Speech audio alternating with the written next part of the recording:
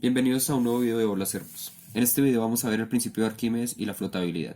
El principio de Arquímedes dice que todo cuerpo sumergido en un fluido experimenta un empuje vertical hacia arriba que es de igual proporción al peso del fluido desalojado. Este principio lo vamos a explicar a continuación con un ejemplo. Para poder explicar este fenómeno vamos a hacerlo con un ejemplo práctico. Como ustedes pueden ver, tenemos en este lado un vaso con agua que está marcado hasta el nivel donde se encuentra el nivel del agua. Entonces, ¿qué vamos a hacer? Vamos a coger un objeto, en este caso este limón, y lo vamos a sumergir dentro de nuestro vaso con agua y vamos a mirar qué sucede.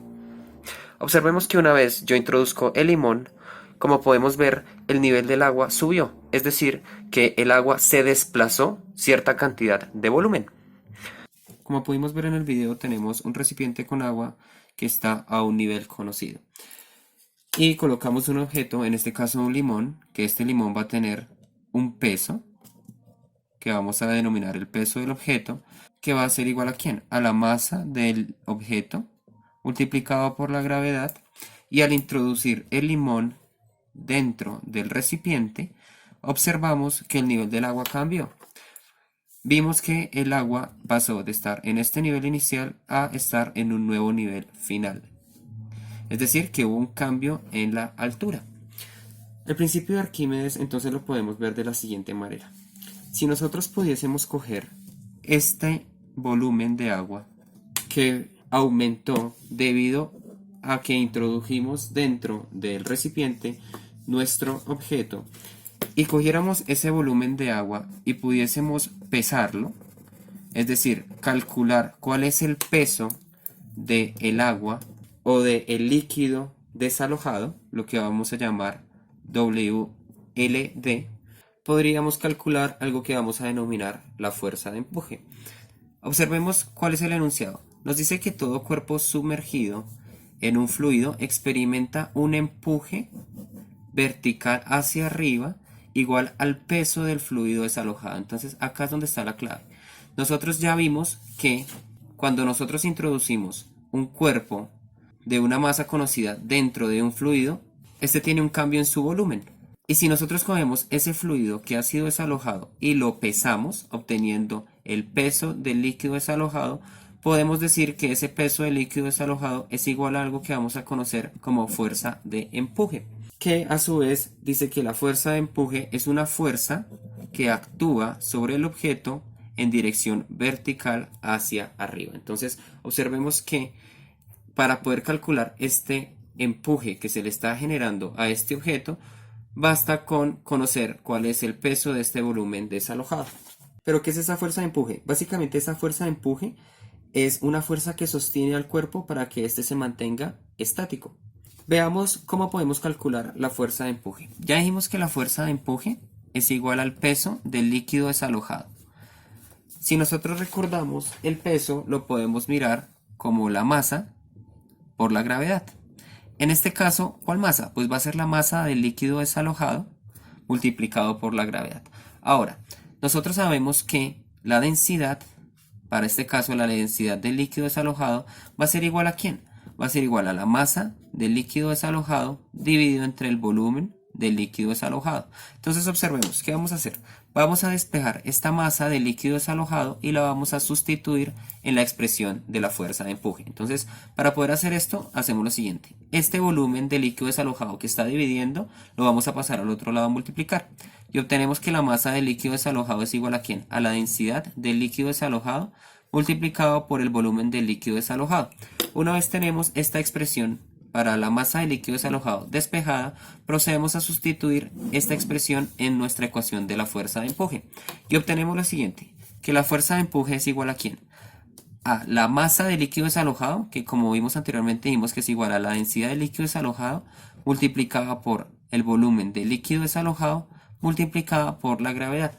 Y obtenemos entonces una expresión que nos permite calcular la fuerza de empuje. Ahora bien, es importante aclarar que siempre el volumen, este volumen, lo que por decirlo así, el agua gana en su volumen, siempre va a ser igual a el volumen del objeto que está sumergido. Entonces, para este caso, ¿qué tenemos? Que el volumen del líquido desalojado siempre va a ser igual al volumen del objeto sumergido. Y aquí es importante hacer una aclaración. Para el caso en el que vimos, en el cual el limón se sumergía completamente, podemos ver que el volumen del objeto sumergido pues es igual ¿a quién? Al volumen del objeto completo, porque todo el objeto se está sumergiendo. Sin embargo, hay casos en los que, por ejemplo, tenemos el recipiente con agua y al colocar un objeto cualquiera dentro del recipiente, vamos a darnos cuenta de que el volumen del agua obviamente cambia, al igual que en el caso del limón, pero el objeto no queda sumergido completamente, sino queda parcialmente sumergido. Es decir, si nosotros hacemos un zoom aquí en el objeto, vamos a ver que el objeto está parcialmente sumergido, es decir, que queda algo así.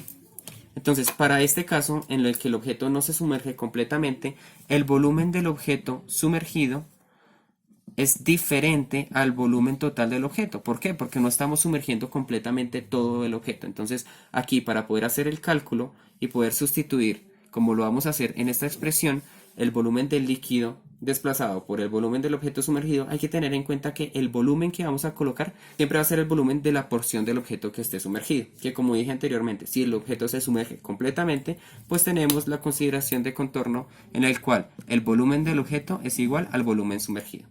Entonces, cuando el objeto se sumerge completamente, tenemos que la fuerza de empuje va a ser igual ¿a quién? A la densidad del líquido desplazado multiplicado por el volumen del líquido desplazado. Que, como ya les dije anteriormente, cuando el objeto se sumerge completamente, se cumple que el volumen del líquido desplazado es igual al volumen del objeto. Entonces, donde está aquí volumen del líquido desplazado, vamos a colocar volumen del objeto multiplicado por la gravedad. La segunda consideración es cuando el objeto no se encuentra sumergido completamente, sino parcialmente.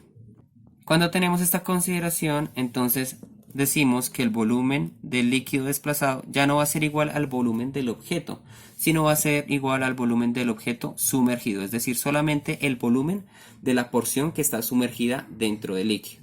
Para este caso, entonces la fuerza de empuje es igual a la densidad del líquido desplazado multiplicado por ¿quién? Por el volumen del líquido desplazado, que para esta condición de contorno es igual al volumen del objeto sumergido multiplicado por la gravedad. Y estas dos ecuaciones nos permiten, de acuerdo a la condición de contorno, ya sea que esté sumergido completamente o sumergido parcialmente, calcular esa fuerza de empuje que actúa sobre el objeto. Veamos ahora cuáles son las unidades de la fuerza de empuje. Entonces, sabemos que la fuerza de empuje es igual a una densidad por un volumen por una gravedad. Las unidades de la densidad son kilogramos por metro cúbico, las del volumen son metro cúbico y de la gravedad de metro por segundo al cuadrado. Entonces, si observamos este metro cúbico con este metro cúbico se cancelan y nos quedan kilogramos por metro sobre segundo al cuadrado, que esto lo conocemos como Newton. Entonces, las unidades de la fuerza de empuje, como su nombre lo dice, son unidades de fuerza y equivalen en el Sistema Internacional de Unidades a Newton. Veamos qué pasa ahora con la flotabilidad. Para poder entender la flotabilidad, vamos a considerar el primer caso en el cual el objeto se encuentra completamente sumergido. Entonces, ¿qué pasa? Vamos a mirar que este problema lo podemos analizar como un problema de equilibrio de fuerzas y además es un problema de densidades. Observemos que inicialmente, como les dije anteriormente, vamos a tener un recipiente que está lleno hasta cierta cantidad y vamos a ingresar en él un objeto de masa conocida que tiene un peso conocido, es decir, el peso del objeto que lo podríamos calcular como la masa del objeto multiplicado por la gravedad. Y al introducir dicho elemento o objeto dentro del recipiente, vemos que hay un cambio en el volumen del agua. Entonces, para poder analizar la flotabilidad del objeto, vamos a mirar cuáles son las fuerzas que actúan sobre el mismo. Entonces, inicialmente, esta condición de acá, tenemos el objeto que se encuentra sumergido. Entonces, ¿qué fuerzas actúan sobre el objeto? Primero, actúa una fuerza que es provocada por su peso, es decir, el peso del objeto, que tiende a hacer que el objeto baje hasta el fondo del recipiente. Y además de eso, como vimos anteriormente, sobre el objeto se presenta otra fuerza, una fuerza que trata de mantener un equilibrio dentro del recipiente, una fuerza que trata de sacarlo del agua, es decir, una fuerza de empuje. que fue la que ya estudiamos anteriormente. Entonces, si nosotros vemos estas dos fuerzas que tenemos acá, podríamos analizar por qué el objeto flota o por qué el objeto se hunde. Entonces, veamos cómo podemos relacionar las dos fuerzas. En primera medida, ya vimos que la fuerza de empuje la podemos calcular para este caso en el cual el objeto se encuentra completamente sumergido como la densidad del líquido desplazado multiplicada por el volumen del objeto multiplicada ¿por quién? Por la gravedad. Por otro lado, el peso del objeto lo podemos calcular como el peso del objeto sabemos que es masa del objeto por la gravedad.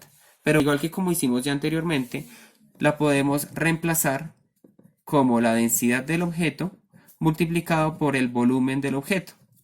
Entonces, donde está esta masa vamos a colocar esta expresión y obtenemos que el peso del objeto va a ser igual a masa del objeto, que es la densidad del objeto, multiplicado por el volumen del objeto, multiplicada por la gravedad. Entonces tenemos ya dos expresiones, una para la fuerza de empuje y una para el peso del objeto. Y estas dos son las fuerzas que actúan sobre este cuerpo que tenemos sumergido. Entonces vamos a mirar qué pasa cuando nosotros analizamos las proporciones de estas fuerzas. Consideremos un primer caso. El primer caso es que supongamos que la fuerza de empuje va a ser mayor al peso del objeto. Para este caso, ¿qué tenemos? Si sabemos que el empuje es igual al peso del objeto y sabemos que el empuje es igual a la densidad del líquido desplazado multiplicado por el volumen del objeto multiplicado por la gravedad, y este va a ser mayor al peso del objeto, que es la densidad del objeto por el volumen del objeto por la gravedad, podemos hacer un análisis de esta expresión. Observemos que el volumen del objeto aparece a juntos lados de la igualdad, entonces lo podemos cancelar. Y la gravedad también aparece a juntos lados de la desigualdad.